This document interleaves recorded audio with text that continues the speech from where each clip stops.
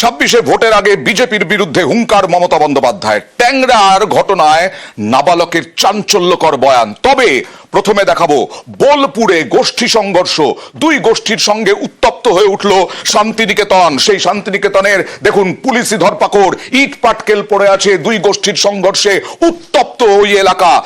শান্তিনিকেতনের গোষ্ঠী সংঘর্ষে অশান্তি শান্তিনিকেতনে। দেখুন সেই ছবি, শান্তিনিকেতনের রূপপুরের ঘটনা দেখুন।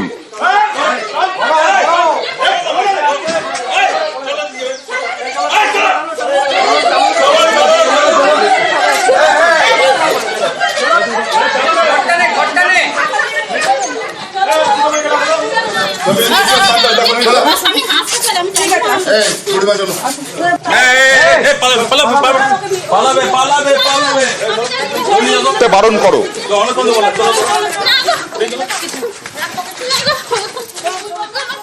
গোষ্ঠী সংঘর্ষে অশান্তি শান্তিনিকেতনের রূপপুরে দুই গোষ্ঠীর সংঘর্ষ।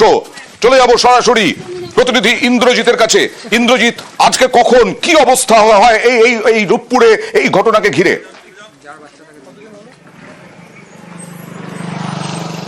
দেখো, একদমই যেটা বলে রাখবো, শান্তিনিকেতন থানার অন্তর্গত যে রূপপুর গ্রাম পঞ্চায়েত রয়েছে, রূপপুরের পাশে রূপপুরের পাশে মোমিনপাড়া বলে একটি গ্রাম রয়েছে এবং সেখানে দেখা গেছিল গত কয়েকদিন আগে কিন্তু তৃণমূলের কংগ্রেসের গোষ্ঠী কোন্দল প্রকাশ্যে আসে।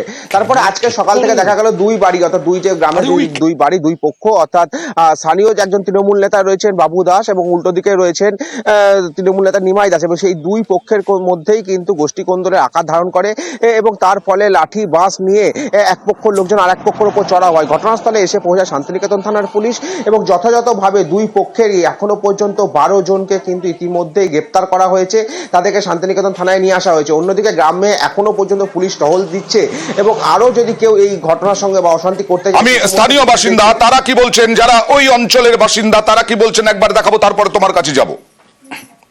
5-6টা ছেলে এসে লাঠি নিয়ে দরজাতে বাড়ি মারছে। বেরিয়ে নাই ঘর থেকে, কি আছিস বেরিয়ে নাই, মেরে শেষ করে দেবো, মার্ডার করে দেবো। কেন করছে? আমাদের এখানে থাকতে দিবে না, ওই জন্য এমনি করছে। মিটিং এ গেছিল, ওই মিটিং থেকে এসে থেকেই মারামারি, ইট মারছে, এই মারছে, ওইটা ওই উপর দিক থেকে ইট মারছে। তৃণমূল, ওরাও তৃণমূল করে। আগে থেকে ঝামেলা হয়েছে পার্টি করে নিয়ে। আমার ছেলের বিয়ে ছিল, নিয়ে ওরা ডাং নিয়ে চলে আসছে মারামারি করতে। ওরা তৃণমূল করে, আমরাও তৃণমূল করি, আর বলছে ঘর ঢুকলে বাইরে বেরোলেই মারবো। গ্রামের কি পরিস্থিতি এই মুহূর্তে, গ্রামে কতটা উত্তেজনা রয়েছে, সরাসরি চলে যাব। আরো একবার ছোট্ট করে জানতে চাইবো গ্রামের এই মুহূর্তে পরিস্থিতি কি? দেখো অয়নদা, যেভাবে গ্রামের থেকে পুলিশ দুই পক্ষের লোককে গ্রেপ্তার করেছে তার জন্য কিন্তু গ্রাম যথেষ্ট থমথমে রয়েছে, একটা আতঙ্কের পরিবেশ রয়েছে। কারণ যে কোনো মুহূর্তে অর্থাৎ পুলিশ যদি বেরিয়ে আসে আবারও কিন্তু দুই পক্ষ কিন্তু উত্তপ্ত হয়ে উঠতে পারে, সেক্ষেত্রে আবারও নতুন করে অশান্তি সৃষ্টি হতে পারে। তার জন্য কিন্তু পুলিশ মোতায়েন রয়েছে এবং পুলিশের পক্ষ থেকে যেটা জানানো হচ্ছে, দীর্ঘদিনভাবে এই গ্রামে কিন্তু অশান্তি হচ্ছিল, তৃণমূল কংগ্রেসের গোষ্ঠী কোন্দলকে কেন্দ্র করে অশান্তি হচ্ছিল। সেই জন্য পুলিশ পিকেট এখানে বসানো হয়েছে এবং পুলিশ পিকেট থাকবে, অর্থাৎ পুলিশ বেরিয়ে গেলে আবারও দুই পক্ষ কিন্তু অশান্তিতে লাগতে পারে, এমনটাই কিন্তু ধারণা করছে বীরভূম জেলা প্রশাসন। বেশ।